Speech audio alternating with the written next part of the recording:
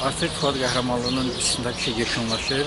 Siz bilirsiniz ki, onun istintaqı həbs müddəti 8 iyulda başa çatır. Ona görə də istintaq yekunlaşdırmaya doğru gedir. Bu günləri biz müstəntiqlə istintaq təcridxanasında olduq. Fuad Qəhrəmanlı ilə görüşdük. Yekun təqsirləndirmə qərarını elan etdi. Əvvəl bizə bildirdi ki, ittiham analoji qaydada qalır, yeni bir şey yoxdur. Amma sonradan istintaq təcridxanasında məlum oldu ki, Fuad Qəhrəmanlıya Cinayət Məcəlləsinin 220-ci nöqtə maddəsi ilə əlavə ittiham verilib. Həmin maddə kütləvi ixtişaşa çağırışdır, amma ümumi sanksiyası 3 ilə qədər azadlıqdan məhrum etmədir. Yəni, ittihamın həcmi genişləndirildi.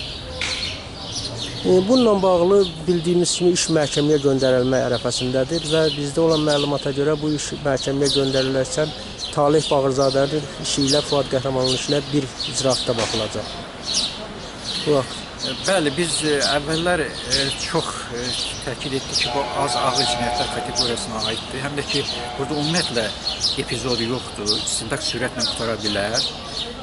Heç həbsdə saxlama müddəti də uzadılmasına zərurəti yoxdur, heç həbsdən saxlamaqda da zərurəti yoxdur. Çünki aparılası istintaq hərəkətləri mövcud deyildir. Çox təəssüf ki, bizim o vəsatətlər təmin olunmadı və ardıcıl olaraq Fuad Qəhrəmanlı barəsində həbs qəti imkan tədbirləri uzadıldı. Və indi məlum oldu ki, vəsatət ona görə təmin olunmurmuş ki, bunlar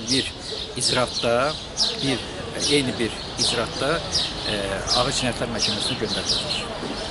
Məhkəmənin vaxtı bəllidirmi hələ ki? Yox, hələ çünki istintaq yekunlaşır, biz istintaq materialları ilə tanış olacaq müdafiə tərəfi. Hələ tam ümumiyyətlə yekunlaşmıyor. Sonra ekspertləri və digər sənədlərlə tanış olacaq. Ondan sonra bizim vəsadətlər olacaq. Yəni, bütün o prosessual hərəkətlər davam edəcək. Ondan sonra... Sizcə 220.2 maddəsinin yəni hansı əsaslarla bu istintaq tərəfi bunu, yəni buna əsas varmı?